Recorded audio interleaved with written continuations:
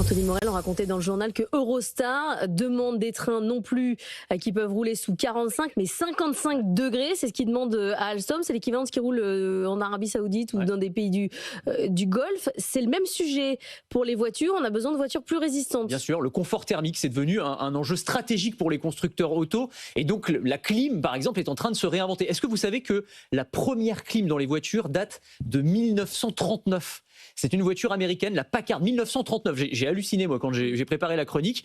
C'était un système qui prenait la moitié du coffre, c'était très encombrant, mais c'était déjà les prémices de la climatisation telle qu'on la connaît aujourd'hui. Évidemment, ça a évolué au fil des décennies, mais fondamentalement, le principe reste le même. Et surtout, là, aujourd'hui, avec la multiplication des canicules, forcément, les constructeurs doivent revoir leur copie, encore plus à l'heure de l'électrique, parce que le problème de la clim, c'est que ça tire beaucoup sur les batteries. Donc, la première idée, c'est de dire, plutôt que de refroidir une voiture qui va monter à 60 degrés en plein cagnard, eh bien pourquoi ne pas carrément éviter qu'elle ne chauffe? Et pour ça, la première solution, c'est d'utiliser des nouveaux types de revêtements, des nouveaux types de peintures, exactement comme dans le bâtiment. Vous savez, on utilise le cool roofing maintenant, donc les peintures blanches qui repoussent les rayons du soleil. Alors, on peut pas faire la même chose dans les voitures, parce que la peinture BTP, elle est très épaisse. Là, c'est Nissan notamment qui travaille sur un nouveau type de revêtement, donc c'est une peinture blanche. Il faut avoir une voiture blanche, vous n'avez pas le choix pour le coup. Mais l'avantage de ce revêtement, c'est qu'il repousse les rayons du soleil et qu'à l'intérieur de la voiture, vous allez faire baisser la température de 5 degrés, ce qui est déjà considérable.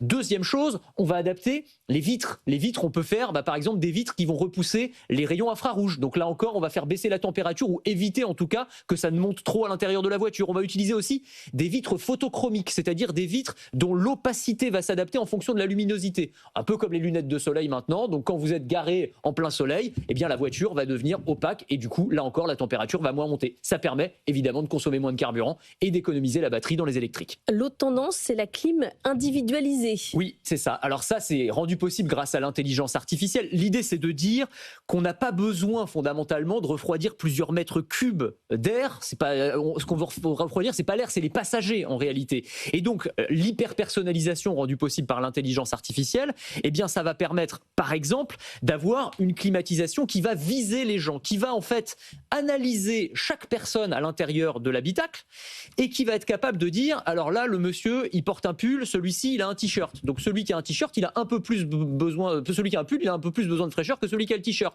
En fonction du morphotype, de l'âge, du sexe, eh bien, et vous faut la nationalité aussi. Si vous êtes américain, vous avez besoin de beaucoup de clim. Oui, si vous êtes français, vous dites que ça vous rend malade. C'est vrai, voilà.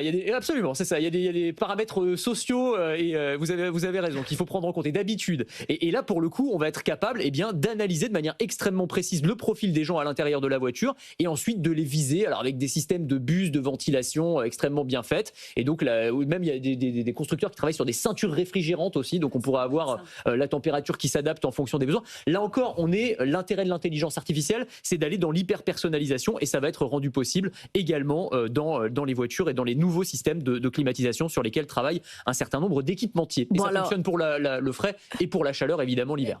Oui, il y a déjà le siège chauffant. Siège chauffant, voilà. Ceinture réfrigérante, là on est à un niveau de confort. On est bien. Il n'y a pas que le confort, ça peut aussi sauver des vies. Oui, c'est ça. C'est-à-dire qu'en fait, ces caméras intelligentes, parce que l'idée, encore une fois, ça va être d'utiliser toutes les caméras et les capteurs embarqués couplés à de l'intelligence artificielle. Ça permet à la fois donc de viser avec du chaud ou du froid. Ça permet aussi de détecter un début d'endormissement, un début de malaise cardiaque ou encore, et là encore c'est essentiel en période de canicule, on a des drames chaque année, la présence d'un enfant en bas âge ou d'un animal qui est resté dans la voiture. Alors ça c'est tout bête, mais effectivement les caméras embarquées permettent aujourd'hui de faire un système de détection. Il y a des constructeurs et des équipementiers qui commencent à installer ça, où on est capable, en analysant la respiration par exemple, on sait qu'il y a une personne qui est restée dans la voiture et à ce moment-là le klaxon va se mettre en marche pour prévenir les gens aux alentours, voire prévenir les secours automatiquement. Donc oui, l'idée c'est pas seulement l'IA comme gadget, c'est l'IA qui dans la voiture va permettre de tout personnaliser et potentiellement de sauver des vies.